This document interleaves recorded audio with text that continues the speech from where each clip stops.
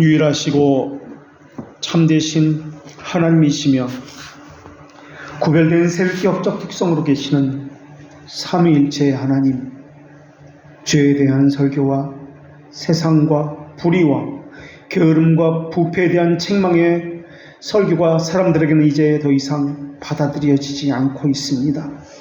사람들은 영원한 세상에 대해서 관심이 없는 것처럼 그렇게 보입니다. 주님은 예루살렘을 보시고 오셨는데 저희는 그런 주님의 심정에 대해서 이해하지 못하고 있으며 간혹 그런 사람을 보면 의아하게 생각하며 광신자라고 비웃고 있습니다. 주님은 잃어버린 사람을 찾아 항상 다니셨는데 저희는 그런 마음이 없습니다. 저희 자신 하나도 추스리기 힘들다고 생각합니다. 주님은 지칠 줄 모르고 많은 무리들을 가르치셨는데 저희는 저희 자신을 하나도 가르치지 못하고 있습니다. 그러면서 수많은 변명, 상황 탓을 하면서 자신을 주님의 말씀으로부터 계속 떨어뜨려 놓고 있습니다. 저희는 저희 영혼을 위해서는 아무것도 하지 않습니다.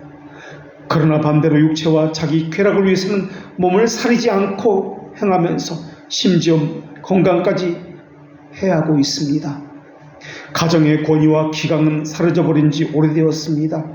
부모의 권위도 없고 가정의 규율도 없고 자녀들은 부모의 말씀에 불순종하고 자기 뜻대로 하는 것이 당연시 되었습니다. 교회의 기강도 사라져버렸습니다. 권위에 대한 두려움이나 경건함은 그 어디에도 없는 듯 보입니다. 말씀 앞에 옷깃을 여기는 자세도 없으며 존경함으로 말씀을 받지 아니하며 마음에 남는 말씀도 하나도 없는 것처럼 그렇게 보입니다. 하나님의 말씀이어도 오히려 사람의 말과 약속보다도 더 무시되고 있는 현실이며 설교자가 전하는 주의 말씀의 권위는 약하고 육신적으로만 받아들여져서 사람의 경멸과 비판만 불러일으킬 따름입니다. 들어도 그만, 잊어버려도 그만이라는 생각에 잘못 들어도 심정에 간직하지 않아도 아무렇지도 않게 생각합니다. 그것에 대해서 회개하는 것이 없습니다. 그 자리를 벗어나면 잊어버린 것에 대해서 무감각한 것에 대해서 두려워하지도 않습니다. 오히려 당연한 것이라 여기고 있습니다. 기도도 하지 않지만 교회에서 함께 기도한다 할지라도 성령의 능력이 결여되었기 때문에 또 평소에 기도 훈련이 되어 있지 않기 때문에 한두 마디 하면 기도가 더 이상 나오지 않고 끊겨져 버립니다.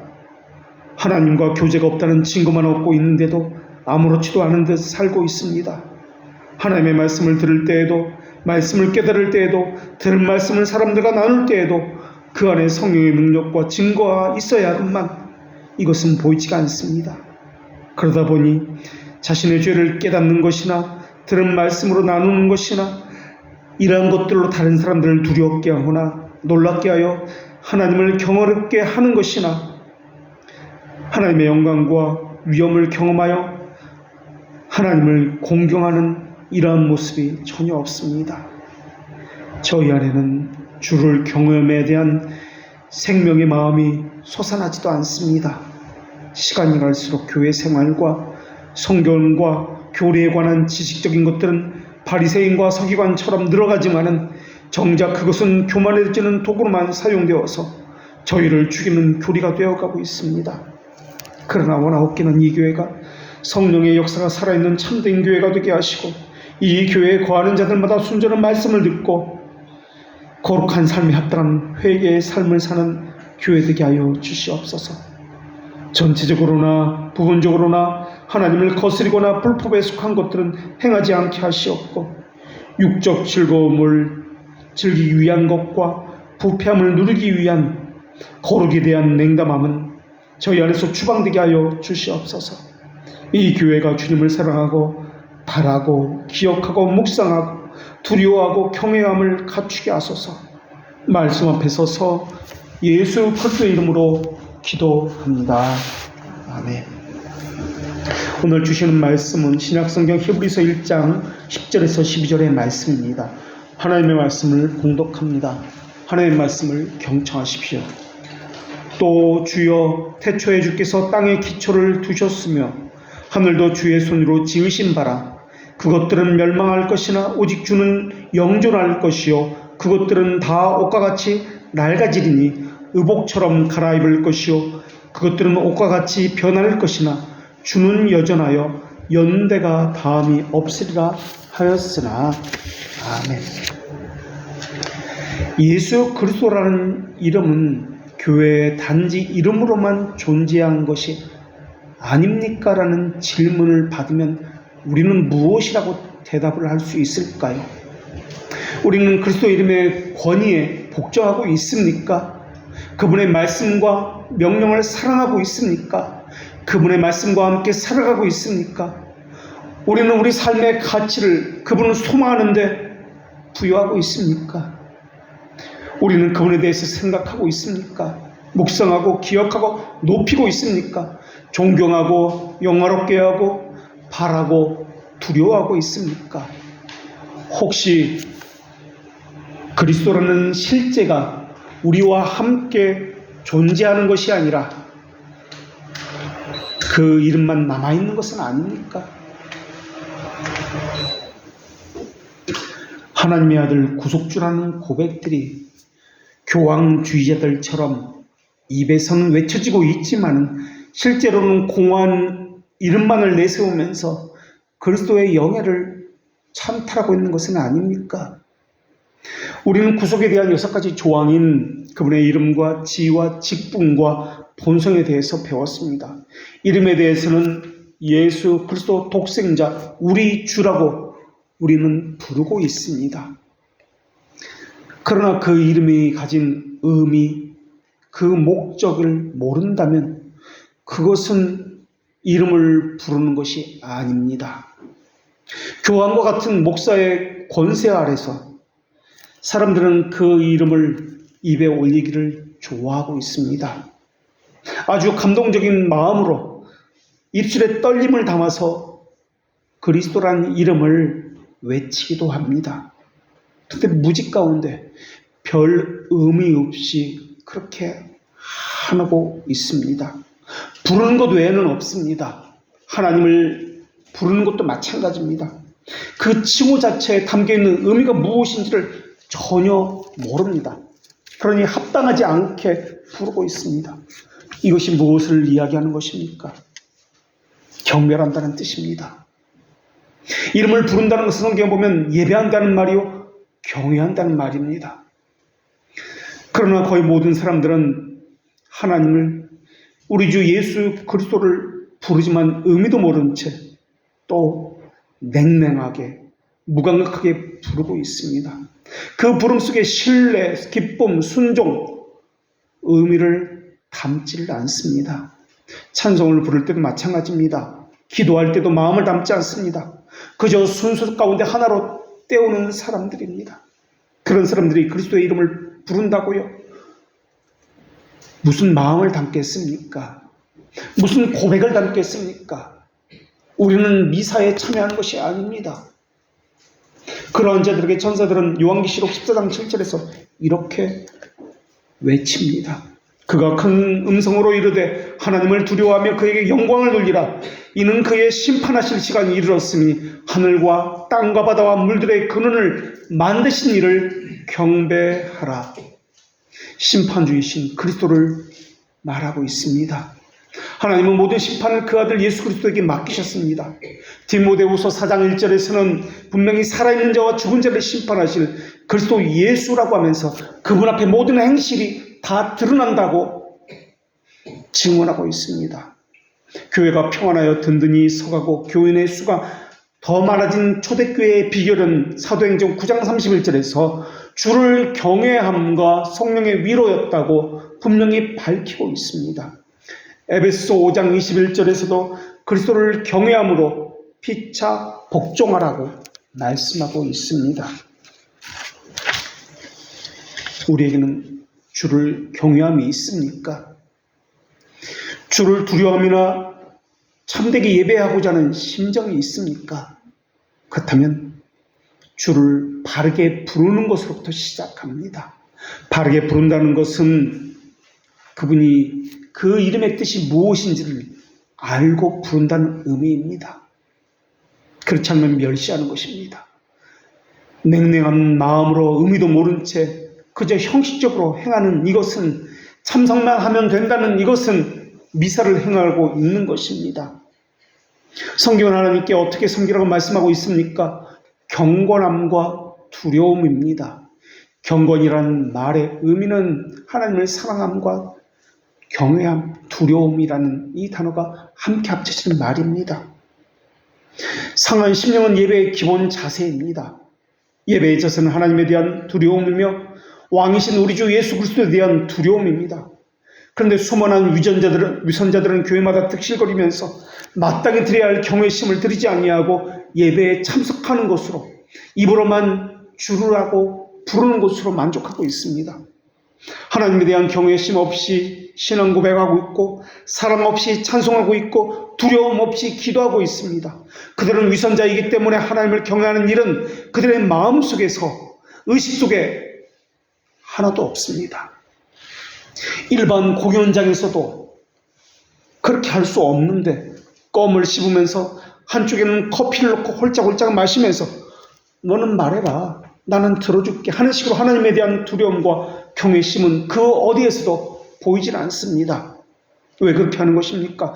원래부터 하나님을 대적하는 자였기 때문에, 광명의 천사처럼 가정에서 교회 안으로 들어온 자이기 때문에 그렇게 하는 것입니까? 하나님의 자녀가 갖춰야 되는 덕목은 그리스도를 믿는 참된 믿음이며 자녀가 갖는 경외이며 죄에 대한 경건한 슬픔이며 의에 대해서 배고파하고 목말라 하는 것입니다.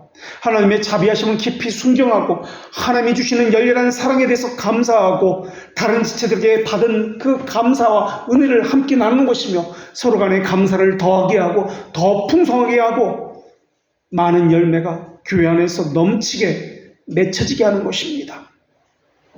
그래서 과분한 사랑을 받은 교회라는 고백이 넘치는 교회가 되게 하는 것이며 하나님의 거룩하신 이름을 서로가 이야기하는 교회가 되는 것이며 그래서 그것에 대해서 찬양하는 교회가 되어가게 하는 것입니다.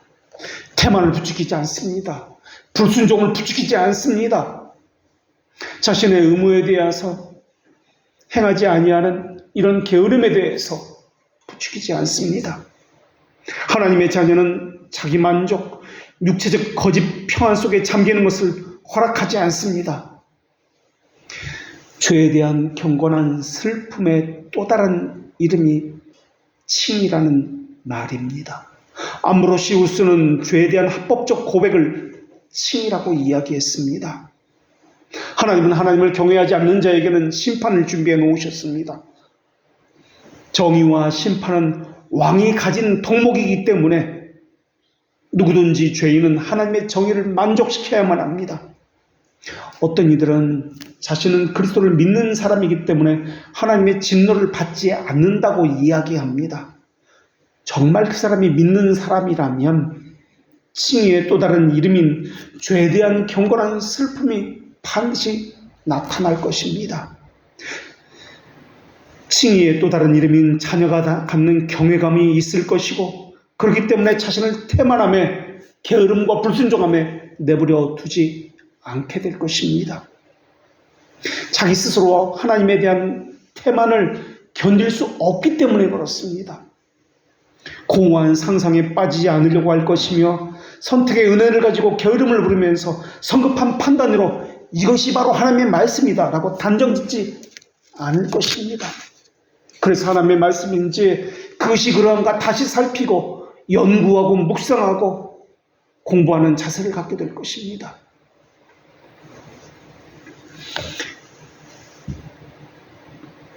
그렇지 않는 자들에게는 자신의 입으로 아무리 나는 그리스도를 믿는 자입니다, 교회를 다니고 있습니다 라고 말을 한다 할지라도 하나님의 진노가 황폐함같이 무장한 군인과 같이 그 사람 머리 위에 임하게 될 것입니다.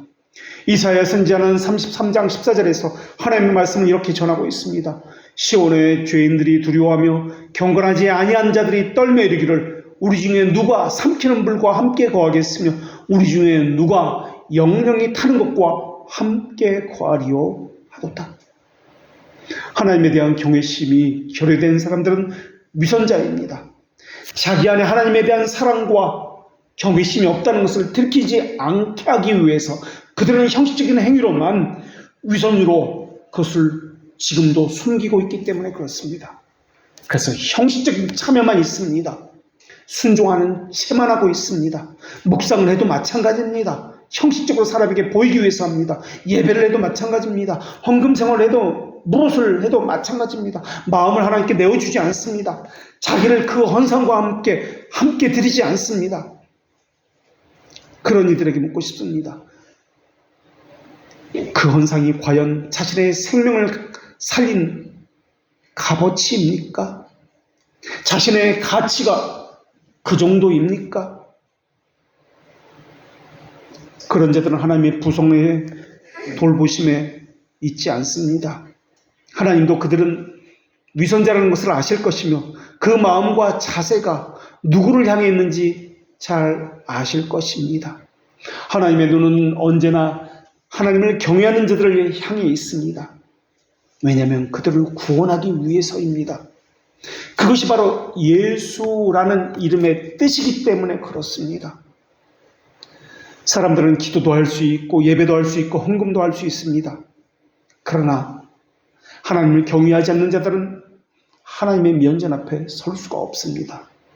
오히려 그 사람들은 자신의 종교적인 그 행위 때문에 마귀의 올무와 관계에 빠져들고 시험에 들고, 그래서 자기와 비슷한 사람들과 말이 잘 통하기 때문에 서로가 서로를 잡아 끌면서 사탄에게 사로잡히고 압도되게 될 것입니다. 그들은 그저 종교 생활하며 자기 유익에 필요한 것들만 얻은 대로 얻어갈 것입니다. 그러나 그들에게는 죽음과 심판에 이를 때까지 단 한 푼의 공로도 은혜도 잊지 않게 될 것입니다.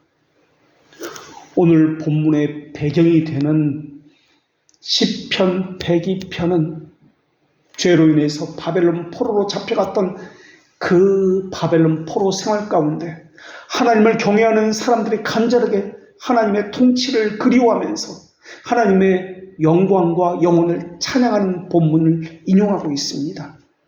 그래서 오늘 히브리서의 이 본문은 시편 102편 25절부터 27절까지의 인용 본문입니다.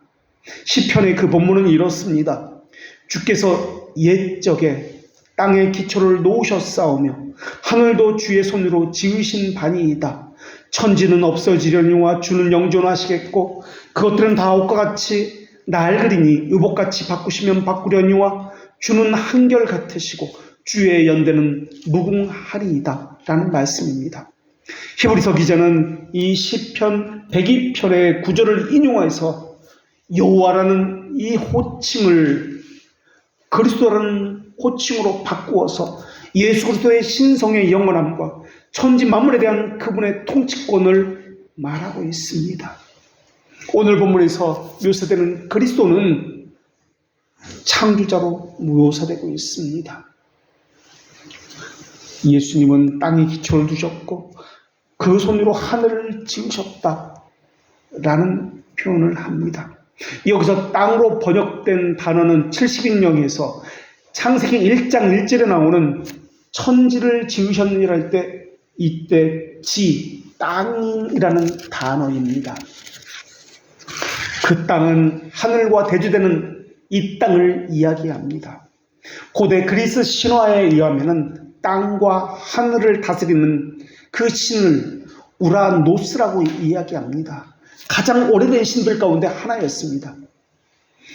이 땅은 여성인데 몸의 반이 지면으로부터 살아나와서 씨와 비를 흡수하고 생명의 근원적인 모태로 여겨지는 신이었습니다.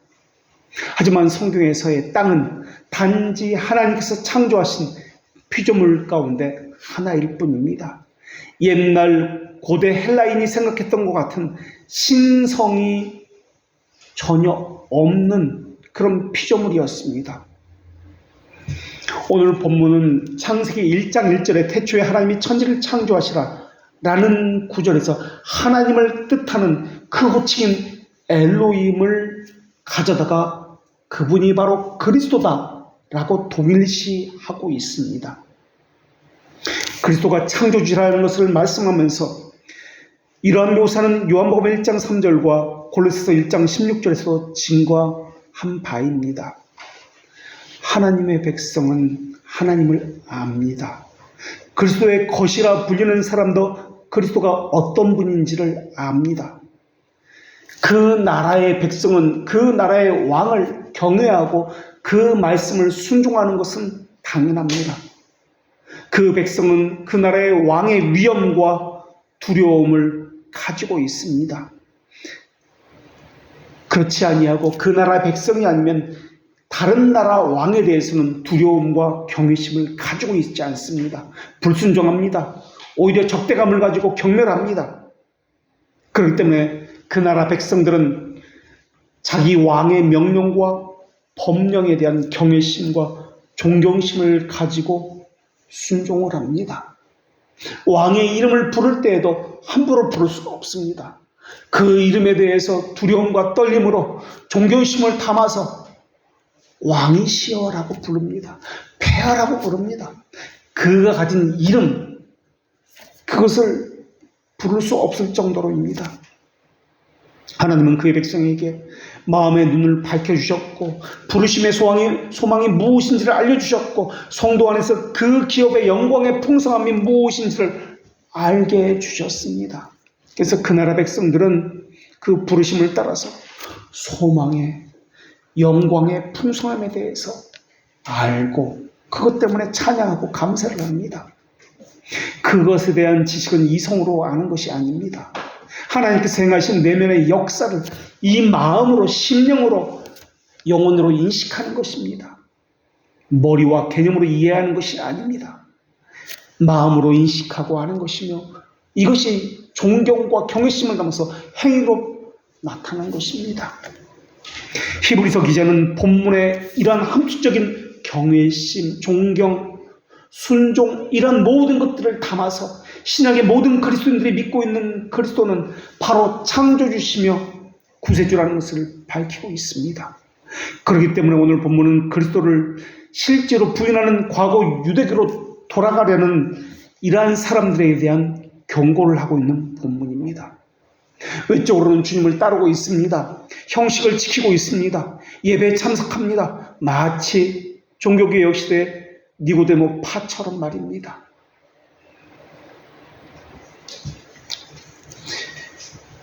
교회 일을 하고 다른 사람들에게 자선을 베풀며 살고 있습니다.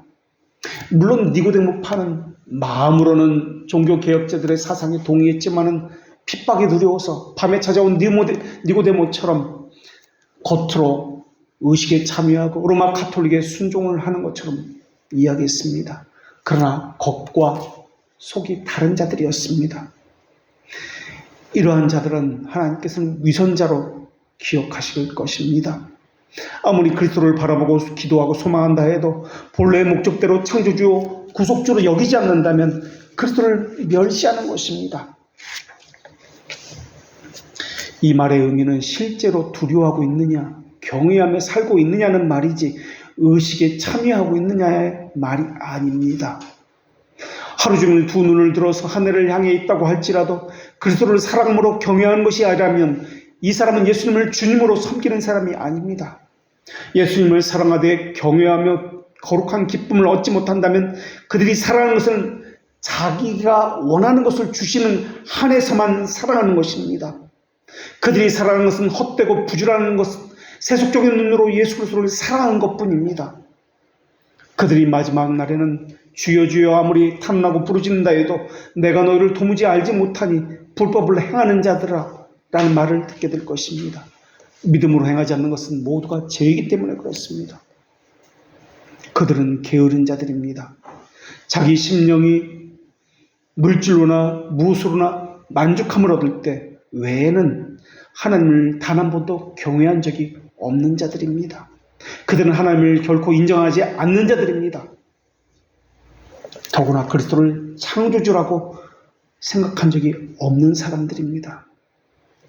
주여 태초에 기초를 두셨으며 기초를 닦다라는 것은 주께서 세우셨다는 뜻입니다. 히브리서 기자는 하나님께 적용되는 기초를 두셨다라는 이 단어를 그리스도에게 사용하여 적용하고 있습니다. 그러면서 세상을 만드신 창조주라는 것을 고백하고 있습니다. 우리는 창조를 생각하면 아버지 하나님이 창조의 전면에 있기 때문에 얼핏 생각하기에는 아버지 하나님이 홀로 하신 것 같지만 그렇지 않습니다. 성자, 성령 하나님은 단순히 의존적인 능력이나 중개자가 아닙니다. 성부 하나님과 마찬가지로 성자, 성령 하나님도 독립적인 조성자요, 창조자입니다. 그렇다고 구분된 존재라는 말의 뜻은 아닙니다. 구별된 인격으로 계신다는 말의 의미입니다. 새 인격은 나뉘어지지 아니하였으며 창조 사역이 새 위격에 함께 돌려집니다. 만물은 시간 안에서 창조된 것처럼 보이지만은 그것은 우리를 위해서 설명하기 위한 방식을 취했기 때문에 그렇습니다. 그래서 첫째 날, 둘째 날 이런 식으로 표현하고 있습니다. 웨스트민스터 신앙고백서 4장 1항에서는 성부, 성자, 성령 하나님께서는 태초의 세상을 보이는 것과 보이지 않는 것이나 그 안에 있는 모든 것을 6일 동안 창조하셨다라고 고백하고 있습니다. 6일이라고 성경은 분명히 명시하고 있지만은 이것은 우리를 위한 배려한 설명입니다. 그렇기 때문에 우리가 생각하는 그 6일이라는 개념에 매일 필요는 없습니다. 시간이라는 개념은 창조물입니다. 그리고 창조 이후에 생긴 개념입니다. 하나님에게 시간이라는 개념은 속박의 요소가 아닙니다. 창조를 생각할 때도 하나님의 영원성과 무한성을 함께 생각해야 합니다. 창조는 단번에 성부로부터 성자로 말미암아 성령 안에서 이루어진 것입니다. 우리가 믿는 것은 성자 이외의 성부 하나님께서 무에서 모든 피조물이 단번에 창조되었다는 사실입니다. 우리가 보기에 성부 하나님이 주도적으로 창조하신 것처럼 보였기 때문에 창조자라고 할 때 우리는 성부 하나님만 생각합니다. 이것은 경륜상 그렇게 보이는 것입니다. 경륜이라는 말의 의미는 헬라어 오이코노미아를 번역한 단어인데 하나님께서 마음속에 가지고 계신 그 목적, 그 목적을 이루시는 방법, 이것을 경륜이다라고 이야기합니다. 이것은 시간 안에 계시던 하나님의 역사하심을 이야기하는 단어입니다. 그래서 이 하나님의 경륜을 구속사역과 연결시킵니다. 그래서 경륜은 타락한 인류를 향한 하나님의 구원 계획을 이루어 가시는 것이며 이 땅에 하나님의 영광을 충만하게 나타내 보이시는 것과 연결된 것이 경륜입니다. 한마디로 하나님의 구원 계획과 창조의 목적의 성취다라고 이야기할 수 있습니다. 이러한 경륜, 하나님의 존재를 설명할 때는 두 가지 것으로 설명합니다. 내지적 삼위일체와 경륜적 삼위일체입니다. 내지적 삼위일체는 영어로는 immanent trinity라는 단어를 쓰는데 하나님의 삼위일체적 존재 자체를 다루는 것, 이것을 내지적 삼위일체라고 이야기합니다. 하나님이 삼위 하나님께서 본래 가지신 존재 자체를 이야기하는 것이 내지적 삼위일체입니다. 이것에 대해서 우리가 알 수가 없습니다. 그래서 내지적 삼위일체를 다른 말로 존재론적 삼위일체라고도 하고 또는 본체론적 삼위일체라고도 이야기합니다. 또 이 내지적 삼위일체를 영원적 삼위일체라고 이야기합니다. 이것은 시간의 개념이 아닙니다. 영혼의 개념입니다. 그렇다면 시간 안에 나타난 역사를 무엇이라고 하느냐? 경륜적 삼위일체라고 이야기합니다.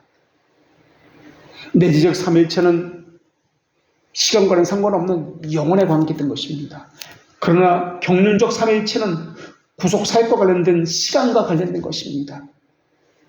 한 분이시면서 셋이신 하나님은 시공간을 초월한 신성으로서의 삼위일체이십니다. 내지적 삼위일체는 세 가지로 말씀드릴 수 있는데 첫째는 하나님의 존재는 창조세계를 초월함으로써 구분된다는 의미를 가지고 있습니다. 둘째는 하나님 안에서 삼위는 서로가 서로에게 떨어져 계시지 아니하고 함께 현존한 한 본질이십니다. 셋째, 내지적 삼위일체. 세 번째는 하나님은 창조세계 안에서 삼위로서 활동하는 것을 경륜적 삼위일체라고 하는데 시간 안에서 창조세계 안에서 활동하는 것을 경륜적 삼위일체라고 하는데 그것과는 상관없이 내지적 삼위일체는 하나님이 자기 안에서 서로 활동하는 것을 내재적 삼일체라고 이야기합니다. 이것에 반해서 경륜적 삼일체는 삼위 하나님의 각 위가 완전하면서도 서로 함께하는 방식으로 피조세계와 관계를 맺습니다. 내재적 삼일체는 삼위 하나님과의 관계를 맺고 있다는 것을 이야기한다면, 이 경륜적 삼일체는 피조세계와 관계를 맺으면서 행하시는 사역과 관련을 맺습니다. 그래서 경륜적 삼일체는 영어로 이코노믹 트리니티라고 하는데, 인간의 창조, 구속, 완성이라는 신적 경륜을 통해서 삼위일체를 서술하는 방식을 취하고 있는 것이 경륜적 삼일체입니다. 이 경륜적 삼일체를 다른 말로 외재적 삼일체 또는 시간적 삼위일체라고 부릅니다. 그런데 신앙고백서에서와 교리문답서에서는 피조물의 창조에 대해서는 그렇게 관심을 두고 있지 않습니다. 구속 사역과 연결해서 말씀하기 때문에 창조에서는 천사 타락에 중점을 두고 있고, 섭리를 말하고 그 다음 인간 창조를 고백한 후에 그 후에 인간 타락의 고백을 순서를 따라서 이렇게 신앙고백서와 교리문답서는 그 순서를 이루고 있습니다. 구속 사역, 다시 말하면 경륜적 삼위일체와 관련을 맺고 있기 때문에 그러합니다. 그렇다고 그리스도를 창조의 중보자라고 불러서는 안 됩니다. 중보자는 말의 의미는 갈등하는 양쪽을 화해시킨다라는 개념을 가지고 있기 때문에 그렇습니다. 창조 시에는 피조물과 하나님이 아무런 대립과 갈등도 없었기 때문에 그러합니다. 하나님과 창조된 세상이 적대적이고 대립된 것은 타락 이후에 나타난 개념이기 때문에 그렇습니다. 말씀으로 태어나신 특성을 가지신 하나님과 성부와 성자로부터 보냄을 받으신 특성을 가지신 성령 하나님의 권능으로 땅과 하늘은 무에서 창조되었습니다. 하나님께서 창조하신 이것을 보시고 보시기에 좋았더라 하신 것은 창조세계에 삼위 하나님의 선하심이 명시되었기 때문에 그러합니다. 경륜적 삼위일체가 구속사역 가운데 서서히 드러났기 때문에 그러합니다.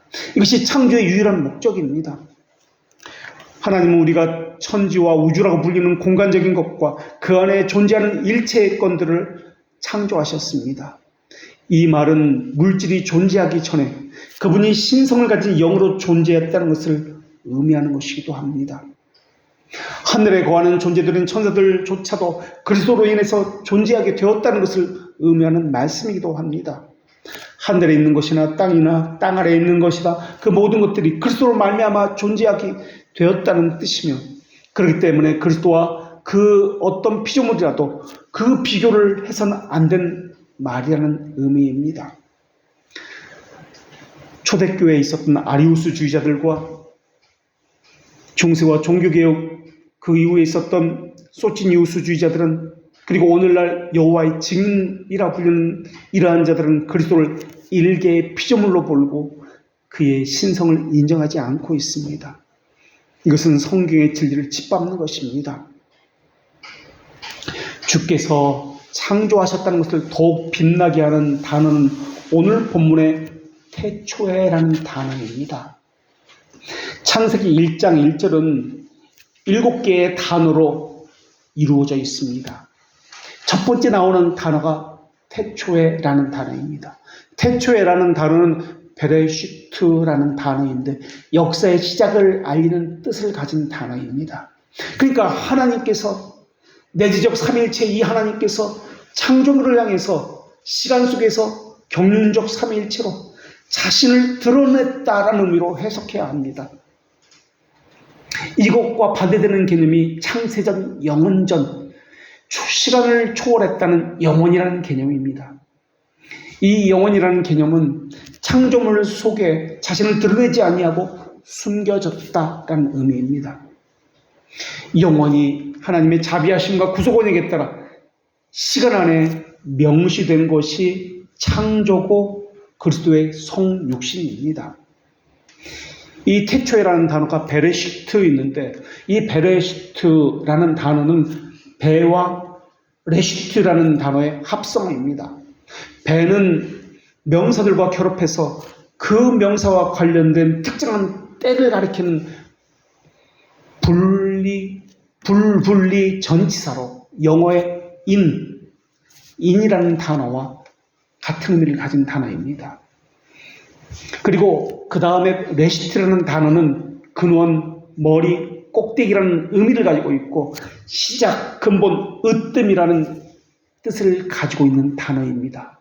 그래서 태초에라는 이 베레시트는 직역을 하면 시초에라는 뜻입니다. 시초라는 것은 시간이 이제 흐르게 되었습니다. 시작되었습니다. 시간의 원점의 출발점을 의미하는 단어입니다. 그러니까 베레시트라는 이 단어는 시간이 생긴 그때, 시간이 흐르기 시작한 바로 그때라는 뜻입니다. 인간 역사의 시작을 알린다는 단어가 이 베레시트 태초에라는 뜻입니다. 그리고 또 태초에라는 이 단어에서 우리가 알 수 있는 것은 우주와 세상은 피조물은 존재하지 않았던 때가 있었습니다. 존재하지 않았었던 때가 있었습니다 라는 것을 의미하고 또 영원하지 않습니다 라는 것을 뜻합니다.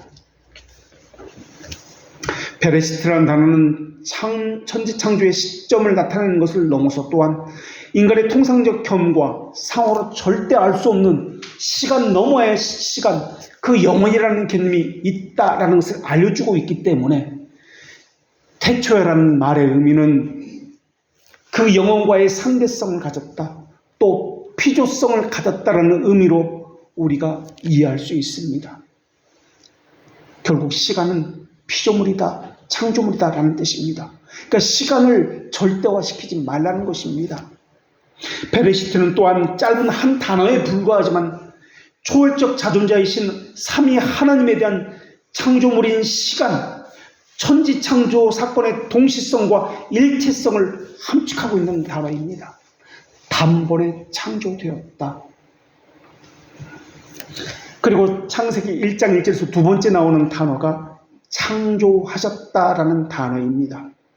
여기서 태초에 창조하셨다. 태초에를 이 단어를 어떻게 해석하냐에 따라 창조하셨다는 단어가 달리 사용됩니다.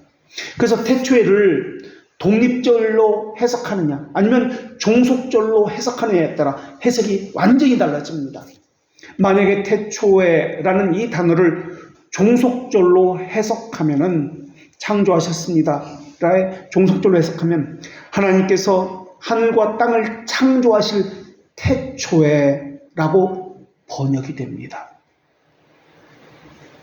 그렇게 번역하면은 창세기 1장 2절에 나오는 하나님께서 하늘과 땅을 창조하실 그 태초에 있었던 것이 2절인 땅이 혼돈함이 있었고 공함이 있었고 흑암이 깊음 위에 있었다. 하나님의 영은 수면 위에 운행했다 라는 말이 됩니다.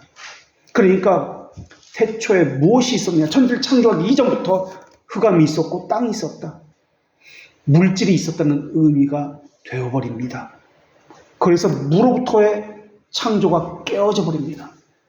그래서 우리 개혁신학에서는 이 단어를 태초에 창조하셨다는 이 단어를 독립적인 절로 해석을 합니다. 그리고 우리말 성경에서도 번역을 태초에 하나님이 천지를 창조하셨다라고 번역을 하고 있습니다. 그래서 2절에 나오는 대로 역사의 처음 시작에 흑암도 창조된 것이고 땅도 창조된 것입니다 라고 해석을 하는 것입니다.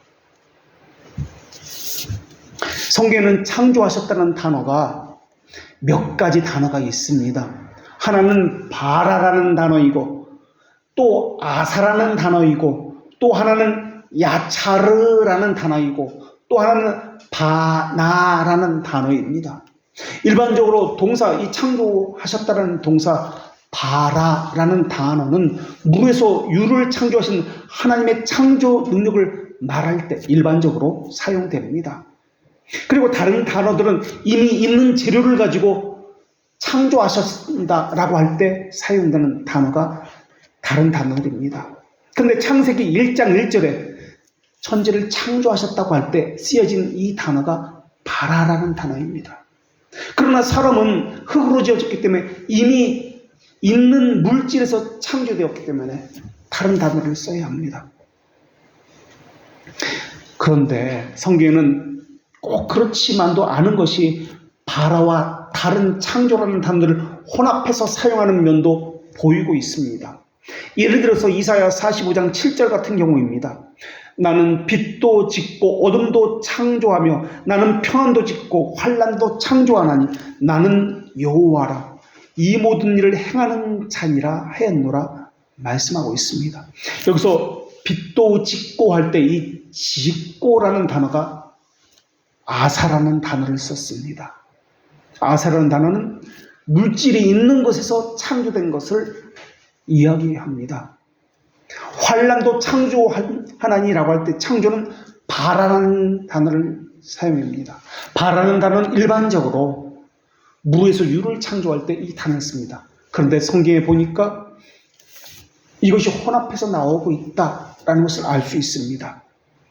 만약에 바라가 무에서 유를 창조됐으니까 빛을 바라는 단어를 사용했으면 그렇다 이해가 됩니다. 그리고 환난은 유에서 유로 창조된 것이니까 바라라는 단어가 아니라 다른 단어 아사라는 단어로 사용됐다면 그렇다 이해가 됩니다. 그런데 이것이 거꾸로 사용되어지고 있는 것이 이사야 45장 7절입니다. 그래서 빛은 바라로가 아니라 아사로 창조되었고 환난은 바라로 창조되었다고 이사야 45장 7절에 이렇게 기록하고 있습니다. 이러다 보니까 창조사에게 동사를 명확하게 구분해서 사용한 것이 아니기 때문에 어떤 사람들은 이미 있는 재료를 가지고 창조하신 것이다 라고 주장하고 있습니다. 근데 우리는 환난을 창조했다고 할 때 바라라는 단어를 사용했다라는 것을 볼 때 섭리주라는 것을 보였다는 측면에서 이해하면 좋을 것 같습니다. 하나님이 모든 것을 주관하신다는 의미입니다. 그것을 어떻게 유추해서 해석하냐면 여호와가 이사야 45장 7절에는 그 호칭을 여호와가라고 사용하고 있기 때문에 그렇습니다.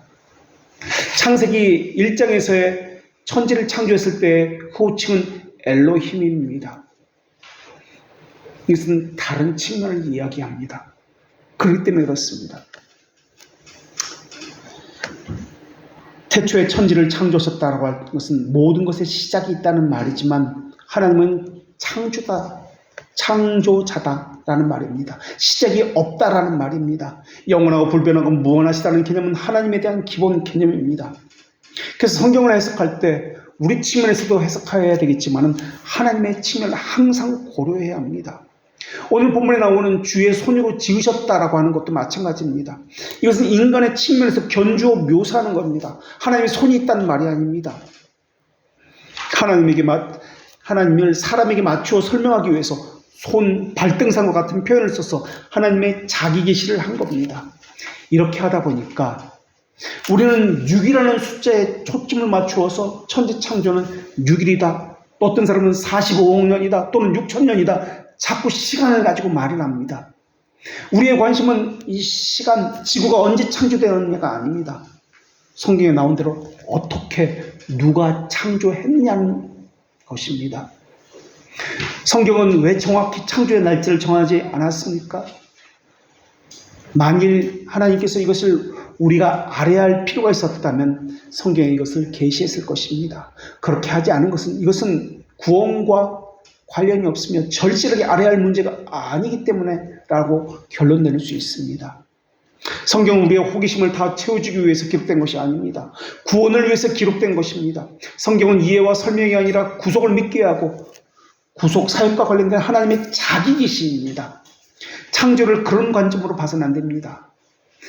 시간과 공간이라는 사람의 측면에서 바라보면 창조에는 결함과 축소가 생기기 마련입니다. 그렇기 때문에 6일 창조라는 것도 태초에라는 단어를 잘 해석하면 6일이라는 날이 우리가 생각하는 그 6일이 아닐 수도 있다는 개념을 갖게 됩니다. 이 단어는 시간의 시작을 알린다는 측면에서 시간상 6일이라고 한 것입니다. 하루가 24시간이라는 것은 태양의 자전 공전, 지구의 공전 자전과 관련되어집니다. 그렇기 때문에 태양을 짓고 땅을 지은 이후에 시간이라는 개념이 그때서야 들어왔다는 것을 알 수 있습니다. 하나님의 창조물 가운데 하나가 시간입니다. 시간이 창조되기 전에는 하루가 24시간이라는 개념이 성립되지 않을 것입니다. 24시간이라는 개념은 하루인데 하루라는 개념은 태양과 지구와 관련된 이 자전 공정과 관련된 것입니다. 시간이 창조되기 전에 그렇다고 창조물이 없었다라고 말해서는 또한 안 됩니다. 왜냐하면 넷째 날이 되어서 두 광명체를 만들었다. 빛과 어둠을 나누셨다라고 말씀하고 있습니다. 우리가 아는 그 시간이라는 개념, 그것이 넷째 날 이후에 들어왔다는 것을 알 수가 있습니다. 그런데 천사도 창조물입니다. 어둠과 빛도 창조물입니다. 이것은 우리가 개념적으로 가지고 있는 그 시간이라는 개념과는 다른 피조물의 개념입니다. 그러니까 지금 성경에서 말하는 이 날이라는 개념은 우리의 개념으로 날이라는 단어는 사용해 쓰고 있지만 하나님의 측면에서 바라봐야 한다는 뜻입니다. 창세기 1장 1절에 세 번째로 나오는 단어가 바로 이 엘로힘이라는 단어입니다. 천지창조의 주체가 이제 누구인지를 밝힙니다. 하나님이라고 밝힙니다. 태초에라는 단어가 언제 창조되었는지를 밝히고 있다면 이어서 천지를 누가 창조하였는지를 밝히고 있습니다. 우리말은 하나님으로 번역되어 있습니다. 이 단어는 복수형 단수로 엘로힘이라는 단어인데 이 엘로힘은 능력과 권세와 전능하다라고 할 때 이 엘로힘이라는 단어를 사용합니다. 그래서 자유주의 신학자들은 성경에 나오는 이 하나님의 이름이 첫 번째로 나오는 단어가 복수형으로 되었기 때문에 가신 숭배 사상을 반영하고 있다라고도 그렇게 주장하기도 합니다. 어쨌든 엘로힘이라는 단어, 이것이 창조하신이라는 단어와 연결되어 있는데 이 창조, 바라라는 이 단어는 동사가 단수 형태로 쓰여졌다는 점에서 이것은 복수가 아니다라는 것이 확연해집니다. 복수형, 단수형입니다. 성경에는 아주 분명한 원칙이 있습니다. 이것만 맥을 잡으면 그 성경에서 말하고자 하는 그 맥을 어느 정도 알 수가 있습니다. 성경에는 분명한 원칙이 있는데 야훼라는 호칭, 엘로힘이라는 호칭은 창조주를 묘사할 때 사용되는 단어라는 것입니다. 그런데 유대인들은 물은 마임, 하늘은 샤마임이라는 단어를 사용해서 복수형 단수로 표현했습니다. 물을 복수형으로, 하늘도 복수형으로 사용합니다. 이러한 단어들을 장엄복수라고 합니다. 장엄복수. 장엄복수란 말은 매우 크고 위대한 것들, 감히 사람으로서는 넘볼 수 없는 것들을 표현할 때 사용되는 단어로서 그 자체는 단어가 단수이지만 복수 형태로 표현된 것들을 이야기합니다. 피조물과 비교할 수 없는 하나님의 명칭을 복수형으로 사용하는 것. 그래서 하나님의 위대함과 장엄성을 드러낸 것이 엘로힘이라는 단어입니다. 그래서 히브리서는 창세기와 시편 102편 25절의 그 장엄함과 위대함을 표현되는 그 단어를 그대로 가지고 와서 오늘 본문에서는 그리스도에게 위대함과 장엄성을 적용하고 있습니다. 그것들은 멸망할 것이나 라는 말씀은 시편 102편 26절을 인용한 것인데 시편에는 천지는 없어지려니와 라고 되어 있습니다. 그것들이 말하는 것은 하늘과 땅입니다. 피조물들을 이야기합니다. 멸망할 것이다 라는 것은 없어질 것이다, 파멸될 것이다 라는 것을 이야기하고 있습니다. 천지를 창조하신 그리스도께서는 이것이 말하고자 하는 것은 심판주로서 천지를 파멸하실 고난도 가지고 있습니다. 통치권자입니다 라는 것을 말하고 있는 것입니다. 그래서 창조주는 심판주입니다. 동일하신 분입니다 라고 말하고 있는 것입니다. 오직 주는 영존할 것이오라는 말씀도 피조세계의 유한성에 대비되는 창조주 그리스도의 영원성을 이야기합니다. 우리말 성경은 오직이라는 부사로 번역되었지만 원어에는 그러나 대조의 의미를 가진 접속사로 표현하고 있습니다. 연속 영존할 것이요 라는 이 오늘 말씀은 지속적으로 남아있다라는 의미로 직설법 현재 시제입니다. 현재 시제로 쓰였다는 것은 그리스도의 영원성을 말하기 위해서, 현재를 말하기 위해서 사용된 것입니다. 알파와 오메가요, 처음과 나중이요, 시작과 끝이다 라는 표현도 역사의 주관자이신 분이시다, 현재를 의미하는 단어입니다. 그것들은 다음과 같이 낡아지리라는 말도 그리스도의 영원성과 대조적인 필요성의 가변성과 유한성을 표현하는 단어입니다. 의복처럼 갈아입을 것이요라는 표현도 피조물에 대한 유한성을 나타내는 진술입니다. 피조된 것은 언젠가는 변합니다. 쇠퇴됩니다. 사라집니다. 그러나 예수 그리스도는, 주님은 언젠까지 변함이 없을 것입니다 라는 것을 대조법을 통해서 어제나 오늘이나 영원토록 동일하신 분이 바로 예수 그리스도이십니다 라고 밝히는 것이 히브리서입니다. 연대가 다음이 없으리라는 말씀도 그리스도께서 피조물보다 우월하심을 밝히는 본문입니다. 그리스도는 피조물에 의해서 좌우되는 분이 아니라 오히려 그리스도께서는 피조물을 좌우하시는 분이십니다. 그렇기 때문에 태초에 하나님이 천지를 창조하셨습니다 라는 이 말씀은 모든 진리의 토대이며 모든 진리에 지배하는 진술입니다. 하나님을 호칭하는 이 명칭에는, 이름에는 하나님을 가리키는 고유명사인 엘로힘 말고도 여호와 그리고 아도나이도 있습니다. 그래서 이 엘로힘, 아도나이, 여호와, 이것을 소위 하나님의 3대 기본 칭호라고 이야기합니다. 이외에도 직간접적인 다양한 칭호들이 너무나 많이 있습니다. 그런데 구약 성경은 단 한 번의 착오도 없이 각 문맥에 합당한 하나님이라는 칭호, 여호와라는 칭호, 주라는 칭호, 또는 여호와 라파, 여호와 이레, 여호와 삼마 같은 그런 여호와에 대한 칭호, 하나님에 대한 칭호를 정확하게 사용했다는 것입니다. 각 상황 안에서 하나님의 행동, 특성, 심정, 역할, 관계를 드러내주는 단어로 사용합니다.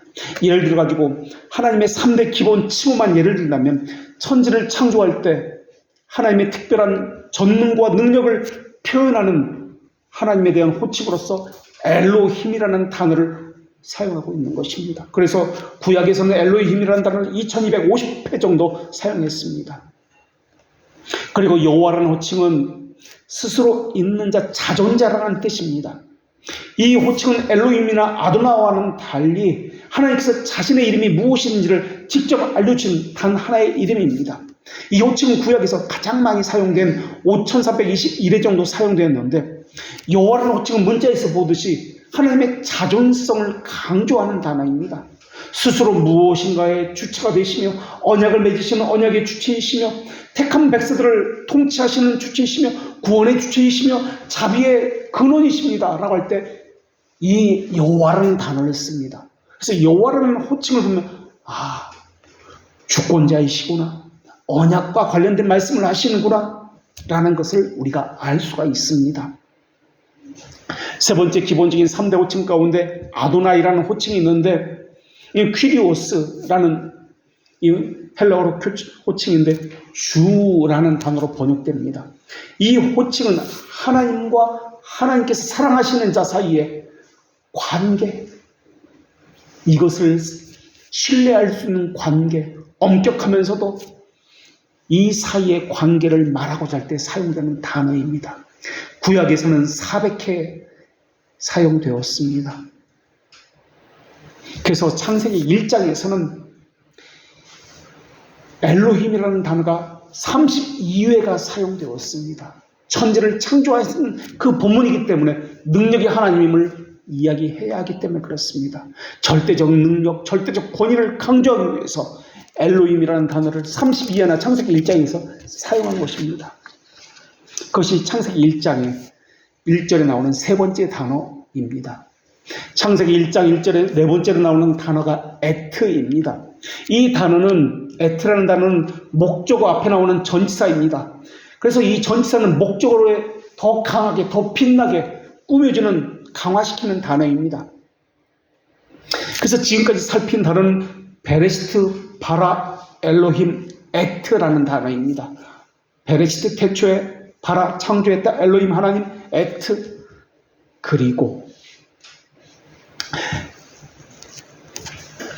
에트라는 전치사는 엘로힘을 더 빛나게 하고 강화합니다. 능력과 권세와 존귀와 영광이 오직 엘로힘에게 있습니다. 그것은 오늘 본문에서는 능력과 존귀와 권세와 영광이 창조주이신 그리스도에게 있습니다 라고 지금 하고 있습니다. 창세기 1장 1절에 나오는 다섯 번째 단어가 핫 샤마임이라는 단어입니다. 우리말 성경에는 천지라고 번역되었는데 천지 가운데, 하늘과 땅 가운데 하늘이라는 단어가 핫샤마임입니다. 앞에서 태초의 시점인 언제 창조되었습니까? 태초에 창조되었습니다. 창조의 주체는 누구입니까? 엘로힘입니다. 이제 그 태초에 엘로힘께서 무엇을 창조했습니까? 무엇을 창조했는지를 밝힙니다. 그것은 무엇입니까? 하늘과 땅입니다. 먼저 핫샤마임, 하늘을 창조했습니다. 유대인들은 하늘을 세 개의 하늘로 생각했습니다.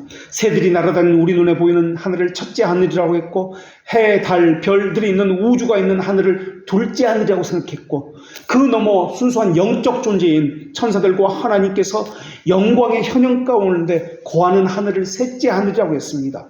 그래서 구약 성경에서는 하늘이라는 단어가 420회 나오는데 모두 핫샤마임, 복수형으로 장엄, 이 단어를 사용해서 복수형으로 장엄 복수를 사용하고 있습니다. 그 다음에 나오는 여섯 번째 단어가 웨트라는 전치사 그리고입니다. 그리고 하늘과 땅을 창조하셨다라고 할 때 우리말로는 과로 번역된 단어입니다. 하늘 그리고 땅을 창조했습니다. 그 다음 맨 마지막에 나오는 일곱 번째 단어가 땅이라는 단어 하아레츠입니다. 땅이 하늘과 함께 쓰일 때는 땅만 이야기하는 것이 아닙니다. 보이는 것과 보이지 않는 모든 만물을 의미하는 단어로 하늘과 땅을 함께 사용할 때는 이렇게 사용됩니다. 땅이라는 단어는 아레츠입니다. 그런데 오늘 본문에서는 창세기 1장 1절에서는 하아레츠, 하라는 단어가 덧붙였는데 이것은 영어로 더라는 겁니다. 그 땅을 창조했습니다 라는 것입니다.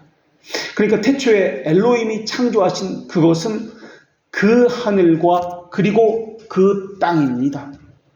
여기서의 땅은 우리가 발붙이는 땅만을 이야기하는 것이라 아니라 땅 아래에 존재하는 모든 것을 포함하는 단어입니다. 그래서 하늘과 땅을 창조했습니다라고 표현하고 있습니다. 하늘과 땅, 그 하늘과 그리고 그 땅을 창조했습니다라는 말의 의미는 성경에 보면 해 돋는 데부터 해 지는 데까지, 단에서부터 북쪽 단에서부터 부엘세바까지 양극단 끝에서 끝까지를 함께 말하는 이것은 그것 안에 모든 것이 다 포함되어 있다는 것을 의미하는 단어입니다. 여기서도 하늘과 그리고 그 땅을 창조했다는 말은 하늘과 땅만을 창조했다는 말이 아니라 그 사이에 존재하는 모든 것들을, 보이는 것과 보이지 않는 모든 것들을 다 창조했다는 의미입니다. 이 일곱 가지 단어의 주어는 엘로힘입니다. 그런데 오늘 본문에서는 그 주어를, 다른 것은 동일하게 그대로 갖다가 쓰고 있지만 그 주어를 엘로힘 그리스도라고 하고 있습니다. 그 하늘과 그리고 그 땅, 그 안에 존재하는 모든 것들은 바로 엘로힘, 그 예수 그리스도께서 지으셨습니다 라는 것입니다. 하늘의 천체는 물론이고 아주 작은 열한 새싹까지 창조하지 않은 것은 없습니다. 돌보지 않는 것은 없습니다. 그 모든 것은 그리스도께서 하십니다. 그래서 우주와 같은 것을 축소해서 보든지 아니면 미생물과 세포와 같은 것을 확대해서 보든지 그 안에 생명의 경외감이 들어있습니다. 그것 안에서 예수 그리스도를 발견하게 됩니다. 그분은 창조주이십니다. 통치주시고 심판주이십니다. 섭리주이십니다. 라는 것을 말하고 있습니다. 천하 만물의 주인은 이 모든 것을 지으신 창조주 예수 그리스도십니다. 우리는 그분 안에서 모든 것을 위탁받아 누리고 있습니다. 위탁받아 한도 내에서, 허락하신 한도 내에서라는 것은 허락하지 않은 것은 만족하는 법도 배워야 합니다. 주신 것 안에서 바르게 아끼고 사용하는 법도 배워야 합니다. 라는 뜻입니다. 그 말은 하나님의 것을 관리하는 청지기입니다. 피조물입니다. 라는 뜻입니다. 주신 것을 바르게 누리고 바르게 이용하고 동시에 창조주이시며 주인이신 그리스도에게 감사와 찬송과 경배와 경외를 드려야 합니다. 늘 겸손함으로 살아야 합니다. 라는 뜻입니다. 하나님께서 우리를 창조하신 것은 우리를 필요로 하셨기 때문이 아니라 우리를 사랑하셨기 때문에 그러합니다. 우리가 사랑만을 받을 만한 존재가 때문에 사랑한 것이 아니라 하나님이 자비하심과 사랑하심이기 때문에 그러합니다. 내지적 삼위일체에 의해서 성부, 성자, 성령 하나님은 서로가 사랑하시기 때문에 이것이 흘러나온 것입니다. 하나님께서 우리를 얼마나 사랑하신지, 하나님은 우리가 목적이 이끄는 삶을 살게 하신 것이 아니라는 것에서도 볼 수 있습니다. 구원에 이르도록 하나님만 바라보게 하셨다는 점에서 하나님께서 우리를 얼마나 사랑하는지를 보게 하십니다. 우리의 행위를 배제합니다. 하나님만, 예수 그리스도만 의지하게 합니다. 하나님만 사랑하게 하십니다. 그래서 하나님이 영원하신 것처럼 하나님의 자녀에게도 영생이라는 선물을 주시는 것입니다. 그리고 영생이라는 개념은 죽지 않는다는 개념도 있지만 영원히 하나님과 교제하겠다, 관계를 맺겠다, 가깝게 지내자, 이런 개념으로서 이런 교제라는, 영원한 교제라는 개념이 영생이라는 개념입니다. 하늘나라의 교제는 이 땅에 있는 주님의 교회마다 하늘의 그림자로서의 성도의 교제를 또한 의미하고 있습니다. 성도의 교제는 하나님과의 교제를 전제로 하는 교제이기 때문에 하늘나라의 것을 미리 앞당겨서 이 땅에서 맛보고 있습니다. 성천의 의미도 바로 그것입니다. 만약에 우리가 그리스도의 십자가를 믿는다면 하나님의 심판과 저주라는 개념도 믿어야 합니다. 구원과 영생을 믿는다면 천국과 지옥의 실제도 믿어야만 합니다. 십자가와 영생이 없으면 심판, 천국, 지옥이라는 개념도 없기 때문에 그러합니다. 우리는 피조물입니다. 영원과 무한하신 창조주이신 심판주 앞에 서야만 합니다. 어떤 이는 하나님의 정의의 심판을 받아서 음부에서 하나님의 저주 앞에 서게 될 것입니다. 어떤 이는 하나님의 자비의 심판을 받아서 하나님의 자비와 영원히 마주하게 될 것입니다. 우리가 그리스도와 함께 이 땅에 살면서 주의 이름으로 고난을 받을 때 우리에게는 언제나 바라며 기대하는 하나님의 약속이 있습니다. 그리스도는 심판주며 동시에 구속주며 창조주라는 사실입니다. 이 창조주는 이제 심판주로 임하실 것입니다. 그리스도께서 심판주로 임하실 때 지옥에 있는 자들은 아무런 자비를 받지 못할 것입니다. 아무런 소망을 갖지 못할 것입니다. 그것은 지옥에 떨어질 자도 마찬가지입니다. 이 땅에서 그리스도를 의존하는 상태, 얼마나 그리스도를 경외하는지에 따라서 그 사람이 어디에 서게 될지 미루어 짐작할 수도 있을 것입니다. 고백이라는 것은 거짓과 진실의 문제입니다. 예배시에도 거짓과 진실의 문제를 가지고 아멘이라고 하고 있습니다. 그래서 에발산과 그리심산에서 이스라엘 백성이 서서 아멘이라고 이야기했습니다. 앞과 뒤가 다르고 행동과 말이 다르고 겉과 속이 다르면 이것을 진실이라고 하지 아니합니다. 위선이라고 이야기합니다. 우리가 믿는 그리스도는 어떤 분입니까 도대체? 그러니까 우리는 어떤 고백을 하고 있느냐는 것입니다. 창조주라는 고백, 심판주라고 실제 믿으며 그런 고백을 하고 있습니까? 주라는 그 호칭에 합당한 그 관계가 이루어지고 있습니까? 하나님이란 전지전능 그 능력과 관련된 엘로힘이라는 그 호칭에 합당한 그런 행동과 순종이 있습니까? 정말 주님이라는 고백처럼 그 고백이 삶과 일치된 고백입니까? 창조주, 심판주라는 고백처럼 그렇게 살고 있습니까? 혹시 주일을 제외한 다른 날들은 창조주, 심판주라는 인식조차 하지 못하고 살고 있는 것은 아닙니까? 자기 이성이 시키는 대로, 마음이 내키는 대로 그렇게 살고 있는 것은 아닙니까? 우리는 그 서로를 누구라고 고백하고 있습니까? 하나님 앞에서 자신의 양심의 외침의 소리를 들어보십시오. 이것이 오늘 우리에게 주시는 하나님의 말씀입니다. 기도하겠습니다. 하나와 셋의 광채를 모두 받아들이게 하신 삼위 단일의 하나님, 이사야의 선지를 통해서 너는 알지 못하느냐, 듣지 못하였느냐, 영원하신 하나님 여호와 땅 끝까지 창조하시는 이는 피곤하지 아니하시며 곤비하지 아니하신다는 말씀을 주셨습니다. 그러나 세상에 널리 퍼져 있는 반쪽 진리가 저희들에게는 그렇게 매력적으로 보이고 있습니다. 특별한 호소력이 있는 것처럼 보이고 있습니다. 그 이유는 바로 그것들이 이성의 산물이기 때문에 그러할 것입니다.